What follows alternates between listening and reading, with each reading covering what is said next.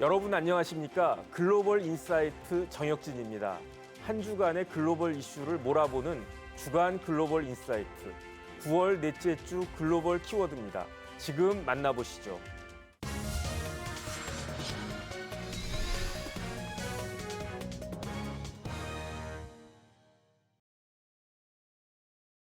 이번 윤석열 대통령 체코 공식 방문으로 유럽 진출의 교두보가 될 체코와의 협력에 대한민국은 큰 기대를 걸게 되었습니다.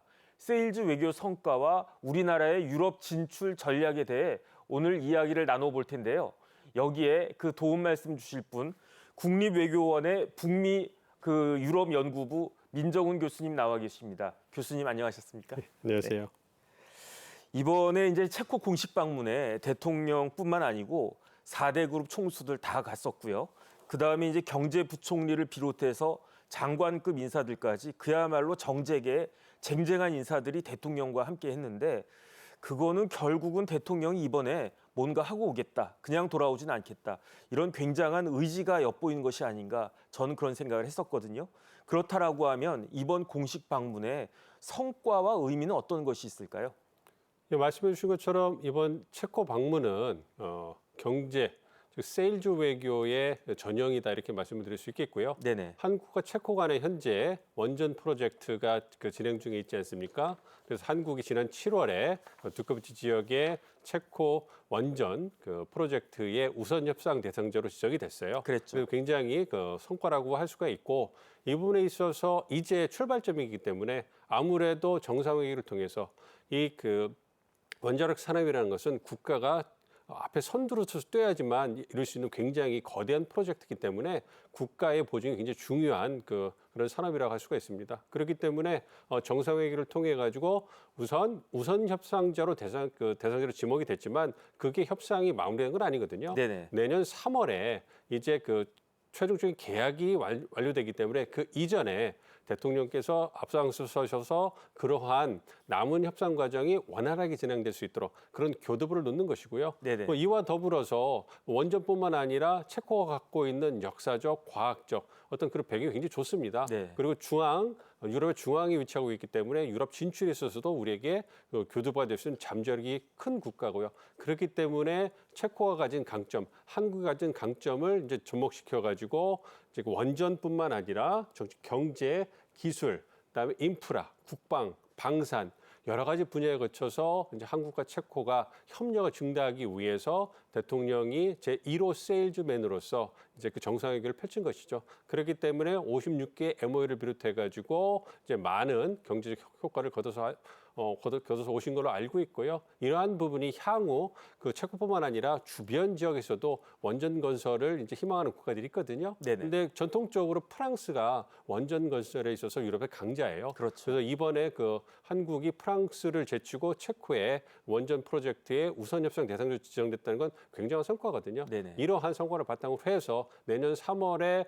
지금 진행 중인 프로젝트가 잘 마무리가 되고 그걸 통해 가지고 그 원전이 체코에 지어진다면 그러한 과정을 통해서 우리가 여타 유럽 국가들에도 원전을 수출할 수 있는 그러한 좋은 성과가 올 수 있거든요. 그러한 큰 도약을 위한 첫걸음을 띈 것이다 이렇게 생각하고 있습니다. 네네. 그래서 저는 그냥 이번에 아예 가신 김에 그냥 사인까지 하고 오셨으면 참 좋았겠다라고 생각을 했는데 네. 내년 한 3월 정도까지는 기다려야 될 것 같고요. 그래도 체코하고 프랑스하고 되게 가깝잖아요. 가까운 프랑스를 놔두고 우리나라를 팀 코리아를 우선 협상 대상자로 이렇게 선정하게 됐다. 이거는 아주 참 대단하다 그런 생각은 들고요. 그러니까 이번에 윤석열 대통령의 체코 공식 방문을 앞두고 세계적인 로이터 통신에서 9월 13일인가요? 특집 기사를 냈잖아요. 그때 로이터 통신에서 한국이 주목받는 원전 전환국이다. 이런 표현을 썼던데 어떤 내용이었나요? 아무래도 한국이 갖고 있는 원전 기술의 장점, 네네. 그리고 한국이 원전을 주요 에너지로 쓰고 있는 그런 국가적인 배경, 현황 이런 걸 소개하면서 이제 몇 년 전만 해도 원전이라는 것이 화석 연료와 마찬가지로 위험한 에너지로 취급을 받고 네네. 친환경 에너지에는 들어가지 못했어요. 그리고 미래지향적 에너지에는 포함되지 못했기 때문에 원전 산업이 아무래도 고사할 위기에 있었는데 이제 전 세계에서 이제 그 친환경 에너지, 재생에너지를 중심으로 해가지고 에너지 전환을 하다 보니까 이게 전 세계에 쓰는 양을 단기간에 충족하기 어려운 거예요. 네네. 그렇기 때문에 그러한 전환기에 있어서 원자력 발전을 이제 그 친환경 에너지에 접목시켜가지고 분류를 해주기 시작했어요. 그러면 다시 원전 산업이 회복할 수 있는 계기가 만들어졌고, 네네. 사실 우리나라 같은 경우는 원전 발전이라든지 수출에 있어서 후발주자긴 합니다만 우리가 기술적인 강점이 있고 빠르게 따라잡는 그런 강점이 있잖아요. 네네. 우리 같은 경우는 가격이라든지 품질 그리고 인도 시간 일을 굉장히 빨리 하기 때문에 유럽이나 서방에서 하는 국가도 굉장히 오래 걸리거든요. 네네. 그것보다는 훨씬 더 빠르게 일을 정확하게 끝낼 수 있고 애프터 서비스도 굉장히 좋습니다. 네네. 그런 면에서 우리가 그 경쟁력이 있는 것이죠.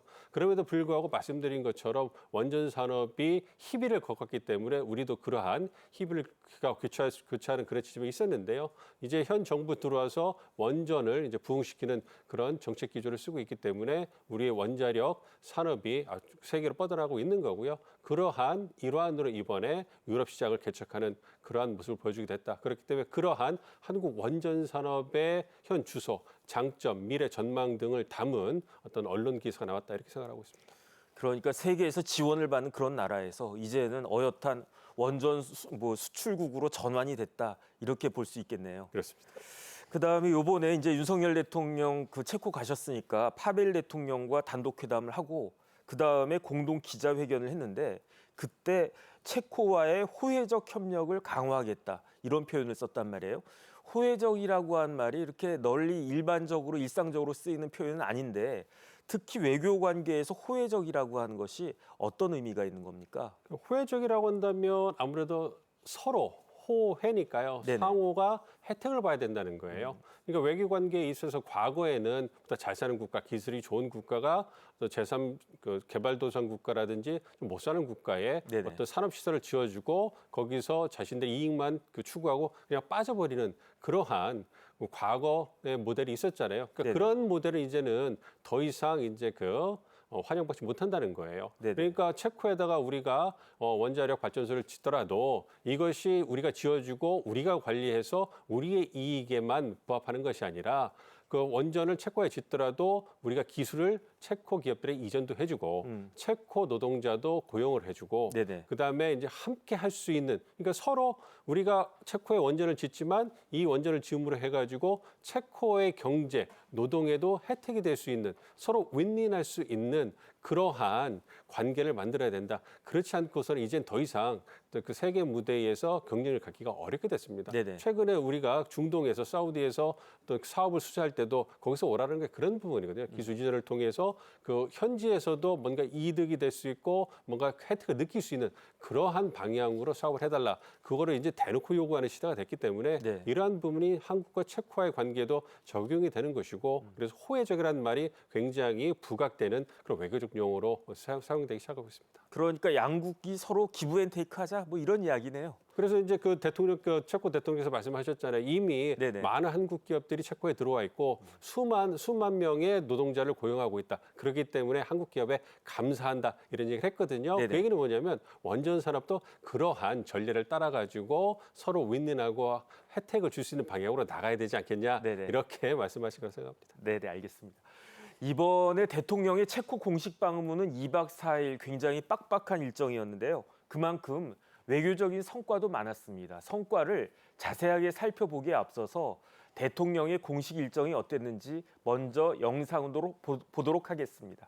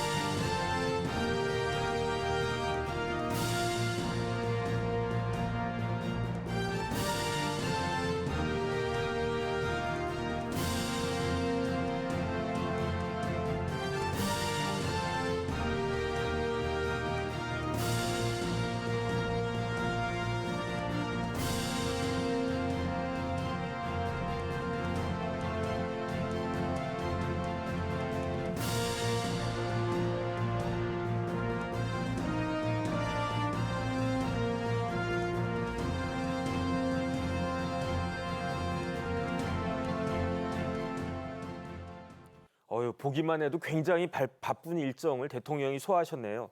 그런데 이와 같이 원전과 더불어 동시에 또 다른 그런 성과들도 있지 않았습니까? 일단은 체결된 MOU만 무려 56건이다 이런 이야기를 들었는데 그중에 가장 눈에 띄는 건 역시 우크라이나 재건 MOU였던 것 같습니다. 그런데 이렇게 이제 뭐 어차피 전쟁이 끝날 거니까 전쟁이 끝난 다음에 유럽의 중심 국가인 가운데 있는 체코와 함께라면 어떻게 우리나라가 우크라이나 들어가는 게 조금 더 수월해지겠죠? 아무래도 그렇죠. 네네. 그러니까 우크라이나 전쟁이라는 것은 러시아 우크라이나 전쟁이고 러시아의 동진에 대항해서 우크라이나를 그 전장터로 해서 나토 국가들, 유럽 국가들과 러시아가 지금 그 싸우고 있는 거 아니겠습니까? 대리전을 하고 있는 거 아니겠습니까? 네네. 그렇기 때문에 우크라이나는 재건 산업에 있어서 키를 진 국가는 우크라이나와 더불어서 나토 국가들, 특히 미국과 유럽의 주요 국가들이란 말이에요. 네네. 그러니까 우리가 우크라이나를 지원하기 위해서 막대한 돈, 인도적 지원이라든지 비살상 무기를 중심으로 해서 지원하는 것은 현 상태에서 우크라이나를 지원하는, 그래서 글로벌 중추 국가로서 국제적 위상을 높이는 데 기여하고 어떤 보편적 가치를 지키는 데 있어서 한국이 주요 국가로서 역할을 한다. 이러한 명분을 살리는 것도 있지만 이와 더불어서 우크라이나 전쟁이 말씀해 준 것처럼 언젠가 끝날 거 아닙니까? 네네. 특히 이번 11월 미국 대선이 끝나면 어떤 그 우크라이나 전쟁의 양상이 판이하게 변할 수 있고 네. 어쨌든 누가 당선되더라도 현재와 같이 대규모로 미국이 우크라이나를 지원하는 것은 쉽지 않을 거란 말이에요. 그렇게 되면 그 우크라이나 전쟁이 소강 상태로 빠지면서 시간이 얼마나 걸릴지는 모르겠지만 이제 점점점 재건 사업 쪽으로 무게가 실리게 되고 그렇게 바뀌게 될 거래요. 그러면은 이제 많은 국가들이 경제적 위익을 위해서 이제 우크라이나로 뛰어들 건데 현재 추산되는 재건 비용만 650조 원이란 말이에요. 그럼 거의 우리나라 1년 예산이네요. 그렇습니다. 그러니까 네. 황금알을 낳는 거죠. 참 이렇게 말씀드려서 좀 네. 좀 너무 냉정한 것 같긴 하지만 그래도 어쨌든 경제적 국익을 위해서 필요한 부분이니까요. 그다음에 또 우크라이나도 재건이 돼야 되는 거니까. 그렇습니다. 그런데 네네. 이제 우리가 갖고 있는 기술력이 굉장히 좋지 않습니까? 네네. 그리고 이제 우크라이나를 지원을 해야지만 아무래도 우크라이나가 우리에게 사업 기회를 줄 수 있는 동족 기술 사업 참여자로서의 기회 문을 열어줄 거기 때문에 그걸 위해서는 우크라이나뿐만 아니라 미국이라든지 체코, 독일이라든지 프랑스, 유럽 주요 국가들, 나토 국가들과의 관계를 강화하는 게 필요하잖아요. 그래서 네. 지난 3년 동안에 우리 대통령께서 나토 정상회의에 초청받아서 가셔가지고 주요 발언도 하시고 우크라이나 재건을 위해서 역할도 한다, 지원한다, 역할을 한다 이런 말씀 많이 하셨잖아요. 네네. 그런 부분을 본다면 이러한 부분들이 바탕이 됐을 때 향후 우크라이나 재건 시장이 열렸을 때 우리가 적극적으로 참여할 수 있는 그런 발판이 마련되는 것이죠. 그렇기 때문에 그런 측면에서 체코와의 관계를 강화하고 체코와 함께 우크라이나를 지원하기 위한 노력을 지속하겠다. 그리고 재건 산업에 함께해서 한국과 체코가 윈윈하는 상황을 만들겠다. 이렇게 얘기하는 것은 우리 경제적 위협을 위한 굉장한 중요한 네네. 그러한 계기다 이렇게 생각하고 있습니다. 그다음에 이뿐만이 아닙니다. 지금 첨단 산업, 그다음에 배터리, 반도체 등 다방면의 산업에 있어서도 많은 성과들이 있었던 것 같은데 구체적으로 어떤 내용들이 있었습니까? 아무래도 이제 이번에 많은 그 재계 인사들, 그러니까 네네. 그 우리 4대 총수가 있지 않습니까? 총수들 동행을 하시고요. 한 50개, 60개의 중견 기업, 중소기업들의 대표들이 그 참석을 같이 동행을 하셨어요. 이건 뭐냐면 말씀드린 것처럼 원전 사업뿐만 아니라 다방면에 걸쳐서 그러니까 인프라, 국방, 방산, 그다음에 그 교통, 그다음에 첨단 산업 이런 부분 그러니까 바이오 우주에 걸쳐서 많은 부분에 있어가지고 협력을 증대하기 위해서 그런 카운터파트들이 체코를 찾으신 거거든요. 그걸 통해 가지고 이제 말씀드린 것처럼 쉬운 6건의 MOU가 체결이 된 거죠. 네네. 그렇기 때문에 시장 정보도 교환을 하고 공망 대응도 함께 하고 기술 개발도 협력을 한다. 또 배터리뿐만 아니라 자동차, 말씀드린 바이오, 방산 이런 부분에서 다양한 기업들이 참여해가지고 이제 그 MOU를 맺고 협력을 증진하고 약속을 했기 때문에 이것이 양국 간의 경제 협력을 한 단계 올릴 수 있는 토대가 되었다. 이렇게 또 말씀드릴 수가 있겠습니다. 그리고 윤 대통령은 그 바쁜 일정 조금 전에 봤듯이 그 바쁜 일정 중에도 풀젠이라고 한 도시를 찾았다고 해요. 그런데 그 풀젠이 프라하에서 왕복 2시간 정도 거리라고 하는데 진짜 1분 1초가 굉장히 바쁜 그 윤 대통령이 굳이 풀젠이라고 하는 소도시까지 찾아간 그런 이유가 따로 있었습니까?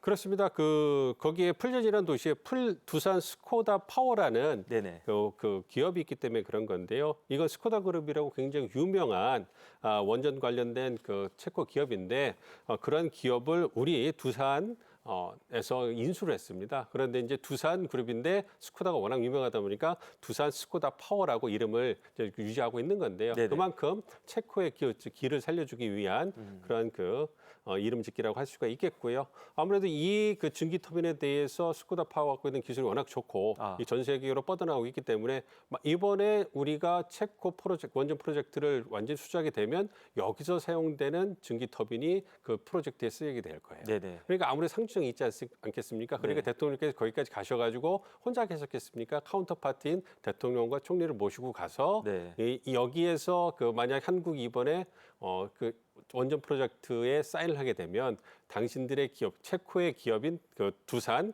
스코다 파워의 그 기술이 여기에 접목이 될 거고 향후 운일할 수 있는 또 다른 기회가 마련될 거다. 이러한 부분을 보여주셔 가신 거죠. 그러니까 어떻게 본다면 좋게 말하면 그 지금의 사업 진행되는 계약을 좋게 마무리하자 네. 이렇게 설득을 하는 거고 어떻게 보면 좀 압박을 하는 네네. 이런 모습이지 않았나 생각을 하고 있습니다. 네, 설득과 압박, 네, 좋은 것 같습니다. 그러면 앞으로 한국과 체코의 협력 전망, 그냥 무엇보다도 체코를 통해서 유럽을 진출하겠다 이런 전략 아니겠습니까? 긍정적으로 봐도 되겠죠?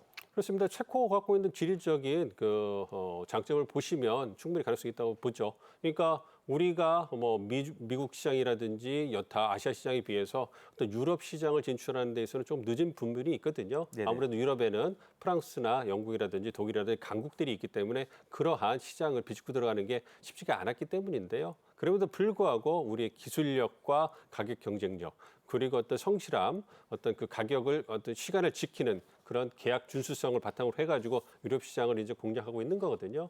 그런 측면을 공략 본다면 아무래도 중부 유럽에 위치하고 있는 체코는 우리가 유럽 진출하는 데 있어서 교두보를 될 수 있고 어디든지 뻗어나갈 수 유럽 전역을 뻗어나갈 수 있는 그러한 발판이 될 수 있기 때문에 그러한 측면에서 유럽 시장 공략을 위한 좋은 어떤 그런 교두보가 될 것이다 이렇게 생각하고 있습니다. 네네. 지금까지 국립외교원 북미유럽연구부 민정훈 교수님과 함께했습니다. 교수님 감사합니다. 네.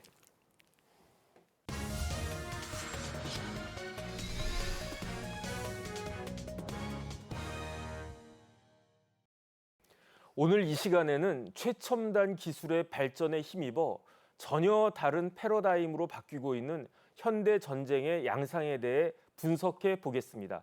오늘 도움 말씀 주실 분은 최기일 상지대학교 군사학과 교수님이십니다. 교수님 안녕하셨습니까? 예, 안녕하십니까? 지난 24일에 유엔 총회가 열렸잖아요. 그때 각국의 정상들이 네타냐후 이스라엘 총리를 맹비난했다라고 했는데 왜 네타냐후 총리를 비난했던 겁니까?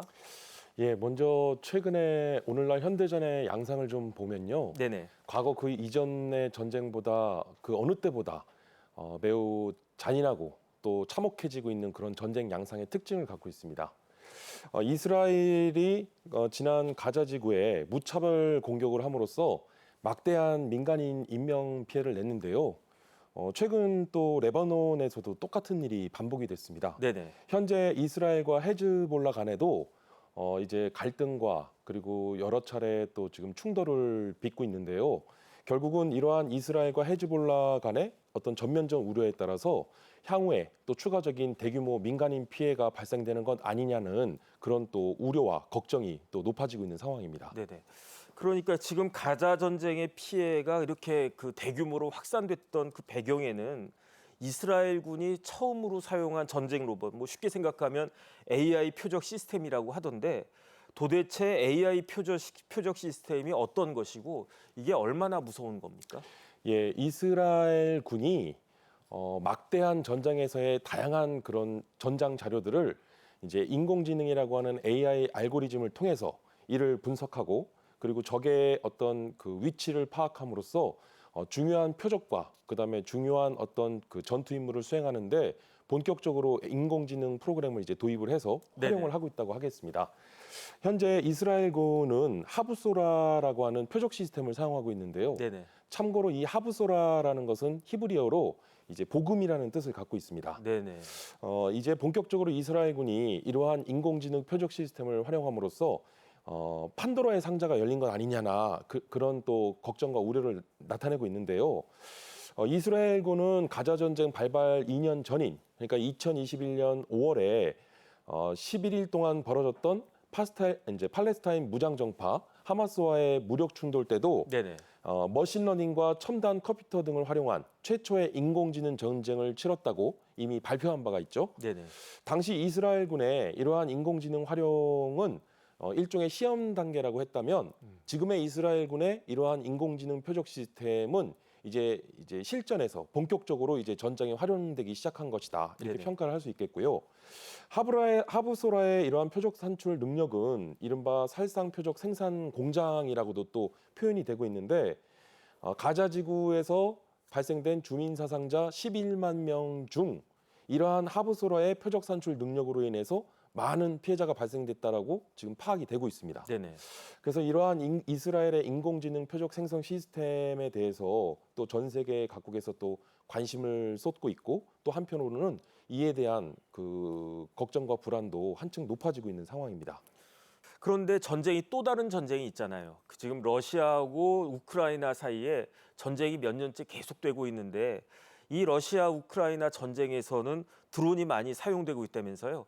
그 살상력이 파괴력이 어느 정도나 됩니까? 예, 2022년 2월 우러 전쟁 발발 이후로 두 번의 겨울이 지났고 지금 횟수로 이제 3년째 장기화되고 있는 상황인데요. 네네. 이 우러 전쟁을 일컬어 혹자는 드론 전쟁이라는 또 표현을 합니다. 네네. 그래서 이 드론 전쟁이라고 하는 신조어가 나타나면서 이러한 우러 전쟁에서 기존의 지상전의 왕자라 불렸던 전차가 이른바 전차 무용론이라니까지도 주장이 이제 나타나고 있는데 네네. 이 전차 무용론이라고 할 정도의 이 드론의 위력이 이제 그 드론 한 대만으로도 수백억 원을 호가하는 전차를 이제 무용지물로 할 수 있다라는 네. 거죠.